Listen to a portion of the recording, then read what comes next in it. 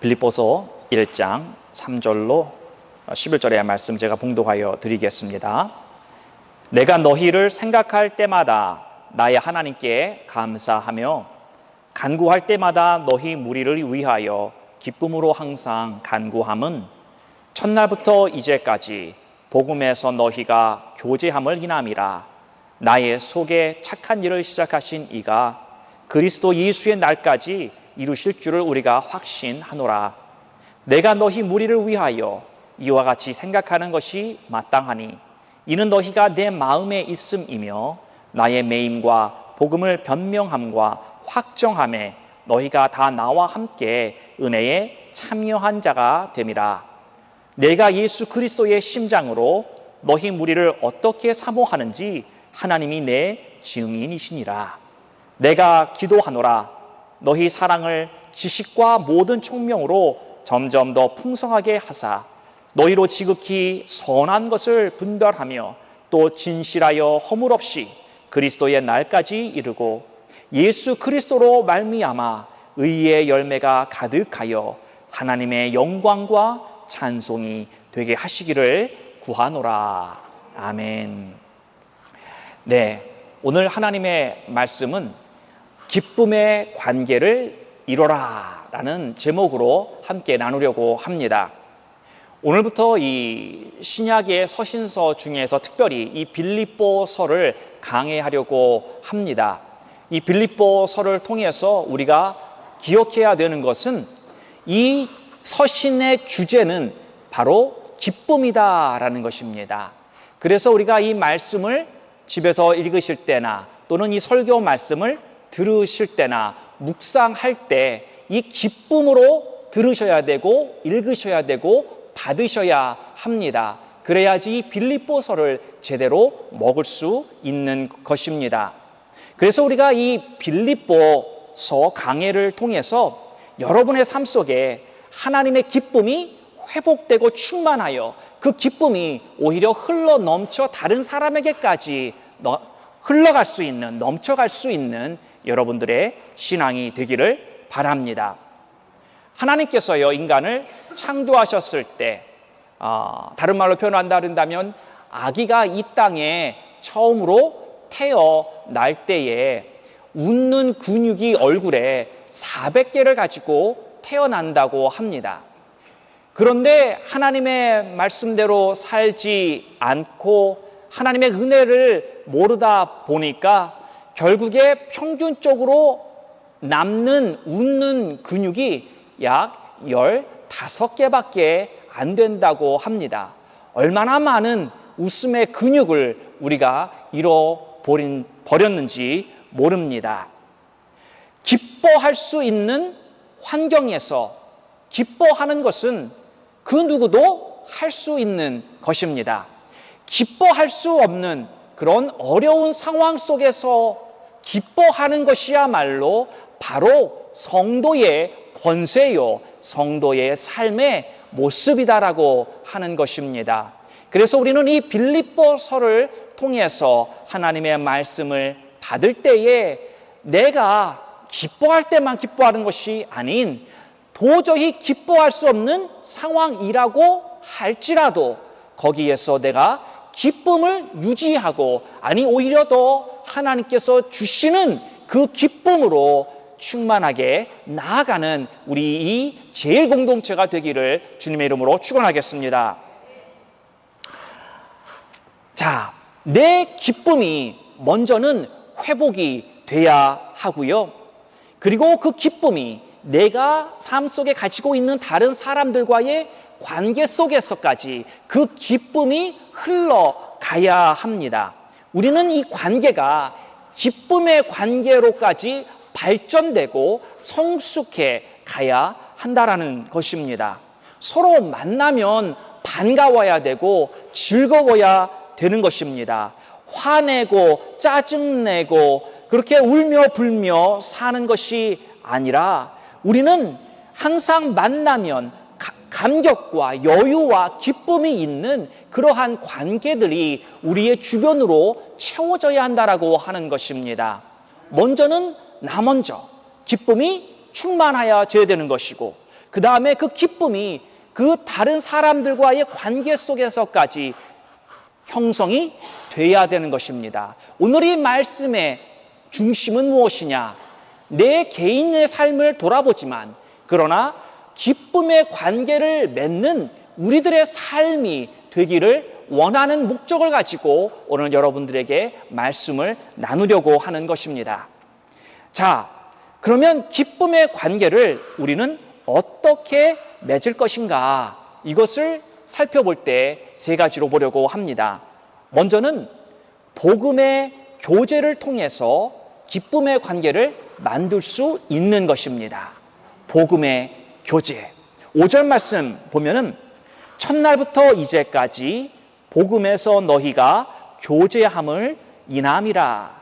그리고 그 교제를 말하면서 6절에 너희 속에 착한 일을 시작하신 이가 그리스도 예수의 날까지 이루실 줄을 안다. 그것은 그 복음을 통해서 만들어진 관계가 계속해서 주님이 역사하셔서 그 관계가 중간에 끊어지는 것이 아니고 없어지는 것이 아닌 온전한 복음의 교제로 계속해서 이끌어 가신다.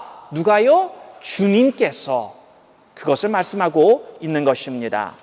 그리고 7절에 보면은 내가 너희 무리를 위하여 이와 같이 생각하는 것이 마땅하니 무엇이냐면 이는 너희가 내 마음에 있음이며 나의 매임과 복음을 변명함과 확정함에 너희가 다 나와 함께 은혜에 참여한 자가 됨이라.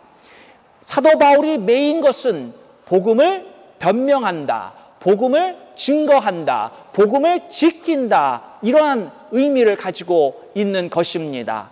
복음의 교제에 참여한 우리 모든 성도들의 이 관계가 바로 이 순수한 복음을 지키고 이 복음의 말씀이 온전히 이루어질 수 있도록 우리들의 삶의 바운더리 안에서, 정확히 말하면 관계 속에서 그것이 이루어지기를 하나님이 바울을 통해서 기도하게 하셨다라는 것입니다. 자, 빌립보 교회는 이 바울과의 어떤 관계였냐면 인간적인 관계로 맺어지지 않았습니다. 개인적인 관계로 맺어지지 않았습니다. 이해 관계로 맺어지지 않았다라는 것입니다.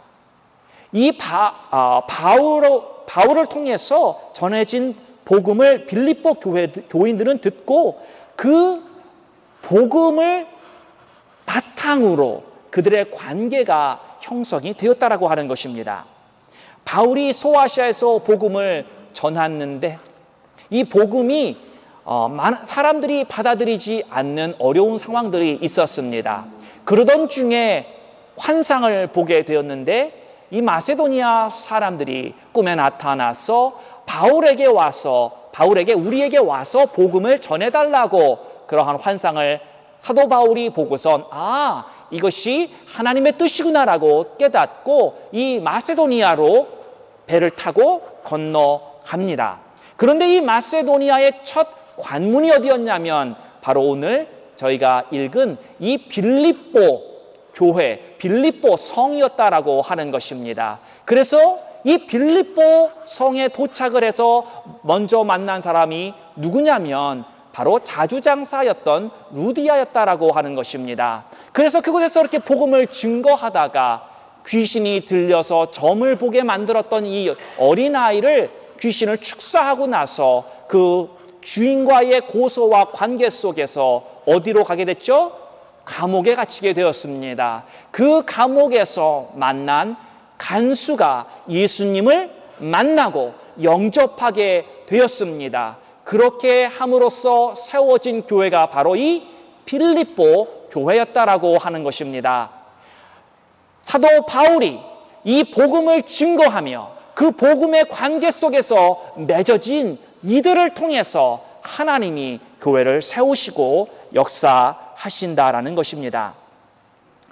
사랑하는 성도 여러분, 복음을 통해서 우리는 예수님을 만났고 복음을 통해서 영원하신 하나님 아버지의 사랑이 무엇인지 알게 되었고 복음이 우리들에게 새 생명을 주었으며 영원한 생명을 주었고 복음이 우리를 변화시켜 나간다라는 것입니다. 복음이야말로 모든 것입니다. 복음이야말로 우리의 모든 것을 다 들여서라도 구해야 되고 받아야 되는 것이 바로 이 복음이다라는 것입니다. 이런 복음을 전해준 바울과의 관계와 이 빌립보 교인들의 관계는요, 이 기쁨의 관계로 형성이 되었다라고 하는 것입니다. 그래서 생명의 관계가 되었고 이것이 교회 공동체 안에 커다란 기쁨이 되었다라는 것입니다. 다윗과 요나단이 이렇게 얘기를 합니다. 너와 내 사이에 하나님이 있기 때문에 생명의 관계다, 이렇게 말했습니다. 성도들의 관계 또한 기준이 어디에 있어야 되느냐?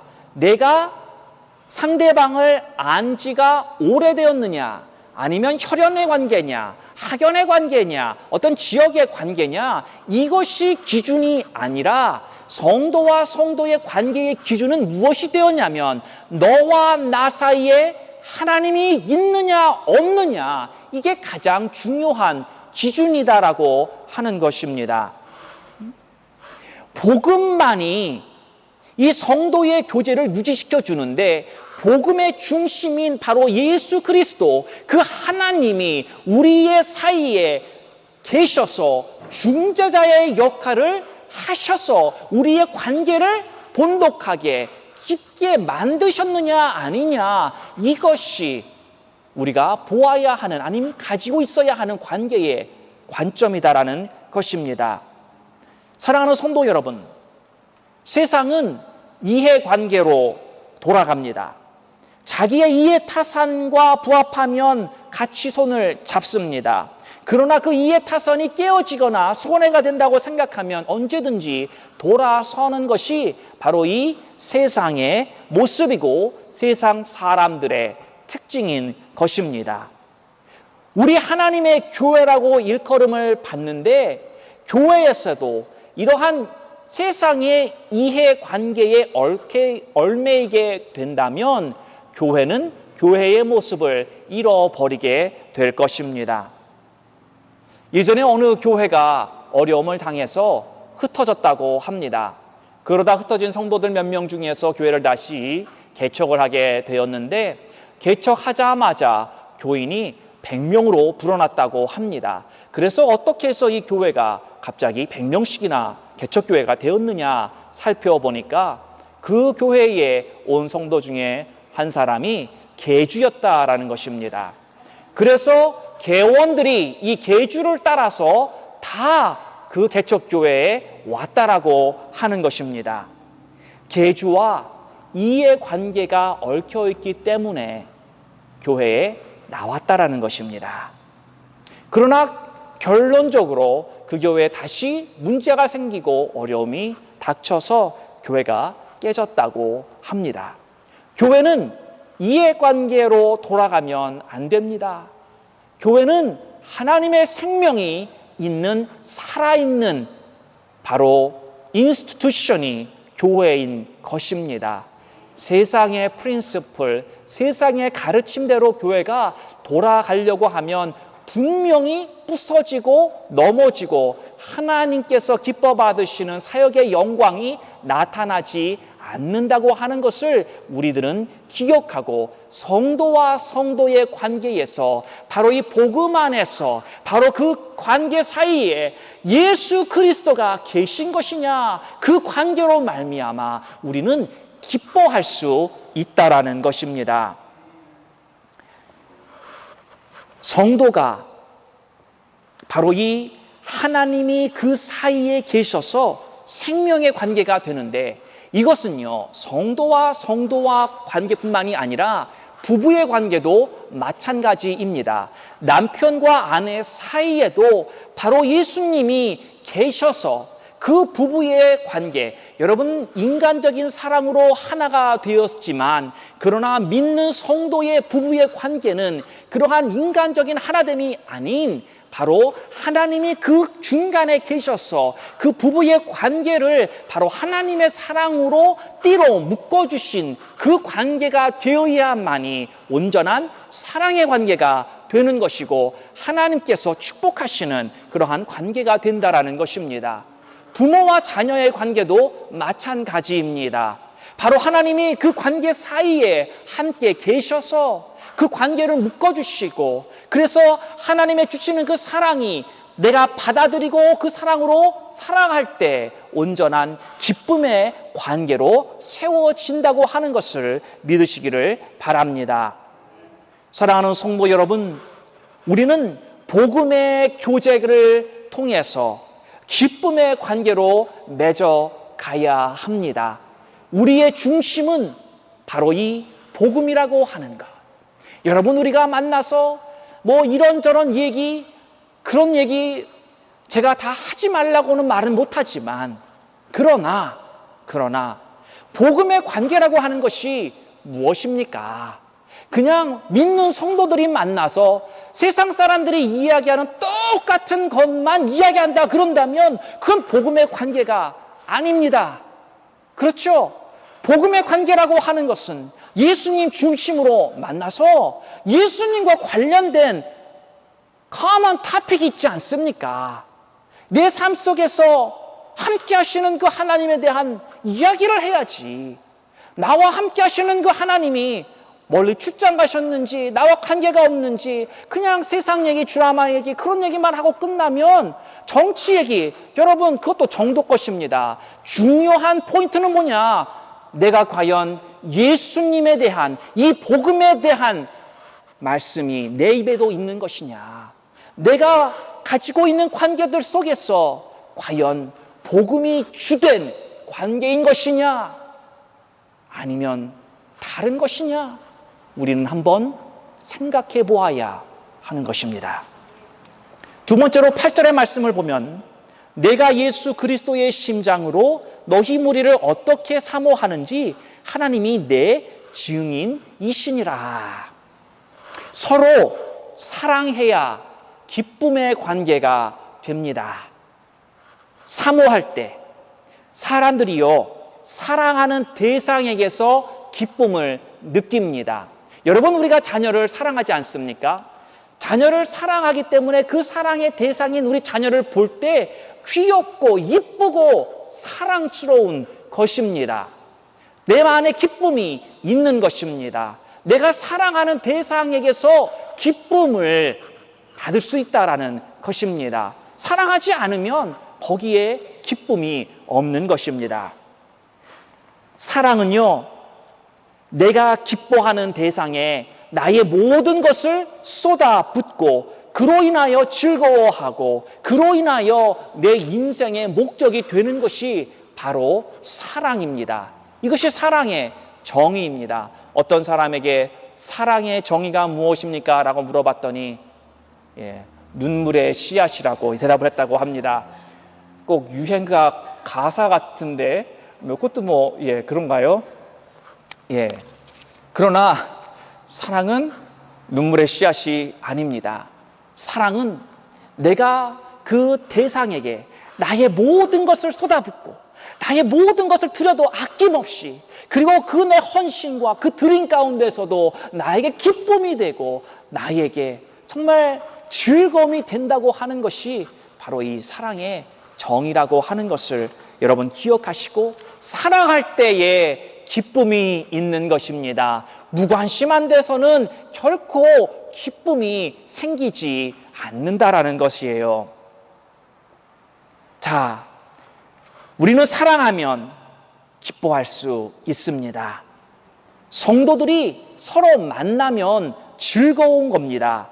내가 저 형제를 만나서 기쁨이 있어서 그래 내가 저 형제를 위해서 기도해 줘야 되겠구나. 내가 저 자매를 예수 안에서 만났으니 내가 저 자매의 연약한 부분을 내가 도와주어야 되겠구나. 이것이 일어나는 것은 바로 사랑이 있기 때문이다라고 하는 것입니다. 바람이 자꾸만 제 성경책을 이렇게 넓히게 있는데 괜찮습니다. 괜찮습니다. 예. 자, 그래서 야고보서에선 성도들의 관계가 어느 정도까지 되어야 되느냐면 서로의 죄를 고백하는 친밀함, 서로의 약점을 이야기하는 정도의 친밀함을 이야기를 하고 있습니다. 여러분, 제가 우리 교회를 보면 우리 성도님들 같은 교회를 다니고 서로 이렇게 예전엔 구역, 지금은 목장 함께 신앙생활 하면서 말 안 해도 서로의 약점을 다 압니다. 그렇죠? 굳이 말하지 않아도 아는데 이 야고보서에서 성도의 그 관계가 어느 정도까지 가야 되냐면요, 내가 당신의 약점을 얘기하는 것이 아니라 내가 잘못하고 내가 연약해서 넘어졌던 것, 그래서 내가 죄를 지은 그것까지도 고백할 수 있는 신뢰와 그러한 사랑의 관계 속에서 나누었다라는 것입니다. 엄청난 얘기죠. 이렇게 요즘 그런 말을 하면 아마 그런 말을 하고 나서도 두려워서 밤에 잠을 못 잘 거예요. 이게 과연 며칠이나 걸릴 것이냐, 모든 성도들이 다 그 귀에 들어가기까지. 사랑하는 성도 여러분, 우리가 이 성경 말씀을 보면서 우리 교회뿐만이 아니라 많은 우리 현대 교회들이 참 가야 할 길이 멀구나, 성경에서 이야기하는 그 교회들이 분명히 있는데 이러한 모습이라고. 그런데 우리가 그러한 교회가 그냥 별천지 얘기로 받아들이는 것이 아니라 우리 교회의 목적으로 우리는 삼을 수 있어야 한다는 것입니다. 우리는 아직 그렇게까지 못하지만 그러나 나의 아픔을 나눌 수 있고 나의 연약함을 나눌 수 있는 그러한 사랑의 관계, 그래서 내가 그것을 나누고 다른 그 형제나 자매가 그것을 듣고 그것을 다른 사람에게 부풀려 일을 만드는 것이 아닌 오히려 나를 위하여서 기도해 줄 수 있다고 하는 그것으로 말미암아서 내가 오히려 힘이 되고 내가 치료가 되고 내가 그 어려움을 이겨낼 수 있는, 그렇게 나아가는 올바른 성도와 성도의 관계가 바로 이 사랑에서 이루어진다는 것입니다. 사람은요, 자기가 사랑하는 대상으로부터 영향을 받게 되어 있습니다. 제가 이렇게 말하면 모르겠지만 우리 김현태 집사님 이번 여름에도 계속해서 이 뉴욕 양키스 유니폼을 입고 다니십니다. 우리 김현태 집사님의 관심은 야구에 많이 가 계십니다. 그건 제가 굳이 말 안 해도 모든 분들이 알고 계시는 거죠. 그렇기 때문에 이 야구의 영향을 내가 좋아하고 사랑하는 것이기 때문에 그러한 대상에서부터 내가 영향을 받는다라고 하는 것입니다. 제가 우리 집사님을 예로 들었지만 저 같은 경우도 그렇습니다. 저는 농구를 좋아합니다. 그래서 농구에 대해서 관심이 많이 있습니다. 그래서 농구 세계에 대한 거기서부터 저에게 오는 영향이 있습니다. 제가 좋아하는 선수, 제가 얘기하면 다 아실 텐데 그것까지는 얘기 안 하고 그 선수에게 무슨 일이 일어났는가 생각을 하게 됩니다. 그런데 어떤 때는 제 자신을 발견하는 게 그 선수가 저런 조그만한 일들 가지고 뉴스에 나오는 걸 보면서 그게 나랑 뭔 상관인가, 그런 생각을 할 때가 있습니다. 실은 별 상관이 없어요. 다쳤다거나 그렇다고 한다면 그래 빨리 나아야지, 그런 마음이 들지만, 그러나 그들의 사생활 속에서 어디로 휴가 갔다는 등 그런 거 나하고 무슨 상관이 있어요. 그렇죠? 여러분, 우리는 세상을 사랑하게 되면 세상이 내게 영향력을 행사하게 된다는 것입니다. 나도 모르는 사이에 세상이 내 안에 들어와서 나에게 영향력을 준다는 거예요. 그래서 저는 때로는 어떤 땐 저는 농구에 대해서 그 뉴스를 봅니다. 시즌이 지금 아니에요. 그럼에도 불구하고 때때로 지금 어떤 일이 일어나고 있을까, 그런 궁금증이 내 안에 생긴단 말이죠. 자, 야곱 디모데전서 6장 13절에 보면 이렇게 이야기를 합니다.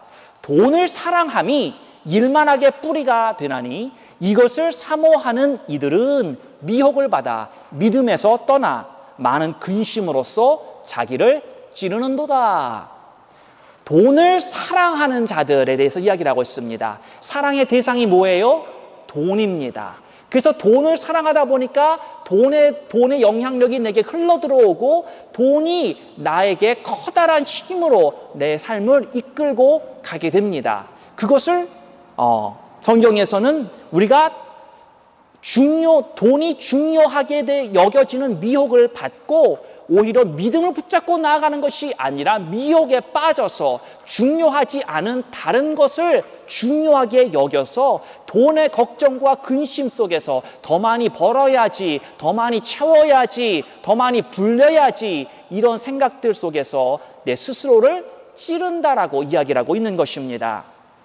돈을 사랑하면 그 돈의 영향력으로 인해서 내 인생을 망치게 된다라는 것입니다. 우리는 온전히 하나님만 사랑해야 하는 것입니다. 하나님이 아닌 자꾸만 다른 것을 사랑하게 되면 그 사랑의 대상이 나에게 영향력을 행사하게 되고 그것은 하나님이 기뻐하시는 영향이 아니다라는 것입니다. 우리는 하나님이 주시는 사랑의 감동으로 다른 영혼들을 사랑해야 합니다. 내가 자꾸만 세상의 영향, 자꾸만 좋지 않은 영향을 받으면 하나님의 사랑의 감동의 그 임팩이 줄어들 수밖에 없는 것이고 우리 사랑의 수준이 점점 고갈되어질 수밖에 없다라는 것입니다. 8절 말씀 보면 이 예수 그리스도의 심장으로 내가 너희를 사랑한다라고 사도 바울은 이야기를 하고 있습니다. 심장을 가지고 사랑한다고 하는 것은요, 그 빌립보 교인들을 향하여서 그 사랑이 얼마나 진실되고 깊은지 내 생명까지도 줄 수 있다라고 하는 표현을 하고 있는 것입니다. 그 심장으로 사랑하는 그것을 말로 표현하기가 힘들어서 바로 하나님이 너에 대한 나의 사랑의 증인이 되신다, 이렇게 말씀하고 있는 것입니다. 사랑하는 성도 여러분, 이러한 사랑의 관계가 바로 우리 이 제일 공동체에서 형성되기를 바랍니다. 그래서 그 사랑으로 인한 기쁨이 우리의 영혼을 충만하고 채워주어서 바로 나에서부터 시작되어진 이 기쁨이 우리 모든 공동체까지 흘러가기를 바랍니다. 마지막 세 번째, 우리는 기도 때문에 기뻐할 수 있습니다. 기도, 9절 말씀 볼까요?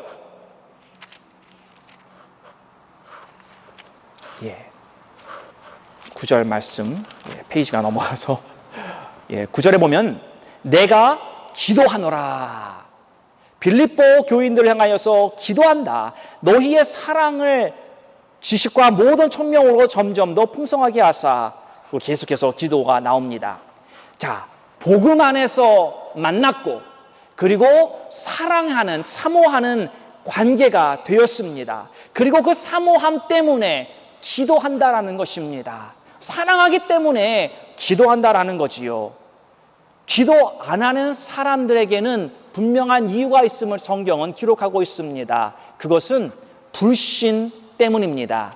하나님이 나의 기도를 들으시고 응답할 거라고 하는 믿음이 없기 때문에 기도하지 않는 것입니다. 하나님이 내 기도를 들으신다라고 믿는 사람은 기도를 안 할까요?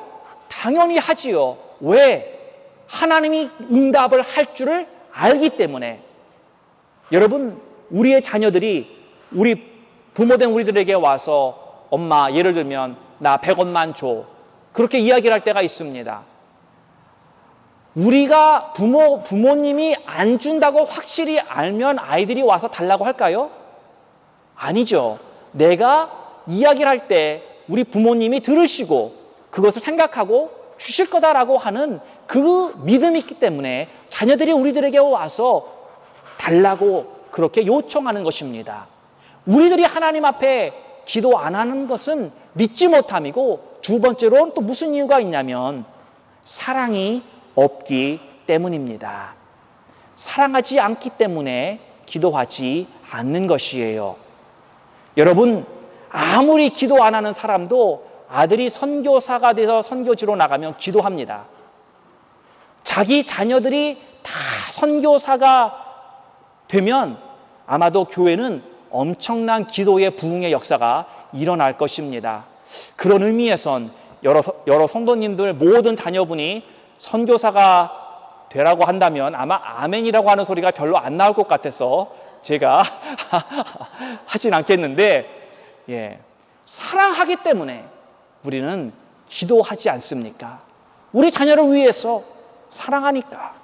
나의 아내와 남편을 위해서 기도하는 것은 사랑하기 때문이라는 것입니다. 사랑의 폭을 넓혀서 기도의 폭까지 넓히시기는 여러분들이 되시기를 바랍니다. 여러분들에게 가장 유익한 사람이 누구일까요? 여러분의 인생 가운데 가장 큰 도움이 되는 사람이 누구일까요? 바로 여러분을 위해서 중보 기도하는 사람이 가장 소중한 사람입니다. 여러분들에게 돈 많이 주는 사람이 가장 귀한 사람이 아니라는 것입니다. 누가 여러분을 위해서 가장 많이 중보하겠습니까? 그 사람한테 잘하세요. 그 중보가 끊이지 않도록. 그래서 여러분의 삶 속에 그 중보의 능력의 역사가 계속해서 이어질 수 있도록 그렇게 하는 것이 지혜로운 자의 삶일 것입니다. 사도 바울은 중보 기도를 4가지로 오늘 본문에서 하고 있습니다. 첫 번째로는 사랑의 지식과 총명이 풍성하게 해달라고. 여기서 지식이라고 하는 것은 knowledge를 이야기하는 것이 아닙니다. experience, 경험을 이야기하고 있는 것입니다. 그건 무슨 말이냐? 사랑을 진정으로 경험하게 해달라고, 하나님의 먼저 그 사랑을 깨닫고 성도들의 사랑이 더욱더 풍성하게 해달라고, 사랑의 깊이와 높이와 이 넓음을 알게 해달라고 기도한 것입니다. 두 번째로는 지극히 선한 것을 분별하게 해달라고 요청했습니다. 그것은 무엇이 중요한지 깨닫게 해달라는 것입니다. 우선순위가 무엇인지 알게 하는 것입니다. 핵심이 뭔지 모르고 본질이 뭔지 몰라서 그런 표현 있지 않습니까? 괜히 삽질한다고. 여러분 신앙생활 한다고 하면서 본질에 내가 중심을 둬야지, 쓸데없는 것에 내가 온 힘과 정성을 쏟으면 돌아봐서 아니 나는 왜 내 삶이 이것밖에 안 되지? 아니 왜 이 모양 이 꼴이지? 말해봤자 내 잘못인 것입니다. 우리는 본질을 파야 되는 것입니다. 무엇이 중요한지 그것을 붙들고 나가야 하는 것입니다. 그래서 그것을 위해서 사도 바울이 기도하는 것이다. 세 번째로는 진실하여 허물 없이 그리스도의 날에 이루며, 이렇게 기도를 합니다. 거짓과 가식과 마스크 쓰고 살지 말고 말씀에 순종하는 삶을 살아서 구원의 완성에 온전히 이르라고 하는 것입니다. 이 세상 살면서 넘어지고 쓰러지고 고난 가운데 믿음을 잃어버려서 그리스도의 날에 부끄럽게 쓰는 것이 아니라 하나님 앞에 진실되고 순종의 삶을 온전히 드림으로써 아버지 앞에 쓸 때 칭찬받는 그러한 성도가 되기를 원하는 기도입니다. 또 마지막으로는 의의 열매를 가득 맺는 풍성한 신앙이 되어서 하나님 앞에 영광과 찬송을 올려드리는 성도의 삶을 살아라 라고 이 13절에서 말하고 있는 것입니다. 사랑하는 성도 여러분, 기뻐하시기 바랍니다. 다시 한번 말합니다. 기뻐하시기 바랍니다. 복음의 관계 속에서, 그리고 사랑의 관계 속에서 서로를 위해서 중보 기도하며 그렇게 섬기는 이 공동체가 되기를 바랍니다. 그래서 우리는 함께 세워져 나아가며 서로에게 좋은 영향을 미치는 바로 이 공동체가 되기를 원합니다. 우리는 서로 무관한 사람이 아닙니다. 한 사람 한 사람 모두 다 바로 예수 그리스도라고 하는 큰 생명으로 연결되어져 있는 것입니다. 한 형제나 한 자매의 성공이 곧 내 성공으로 이어지는 줄로 믿으시기를 바랍니다. 한 사람이 받는 그 축복이 나에게도 연결되어져 임하는 축복인 줄을 믿으시기를 바랍니다. 그래서 기쁨의 관계를 서로 맺어서 우리에게 충만한 기쁨이 임하기를 주님의 이름으로 축원합니다. 하나님 아버지, 우리들을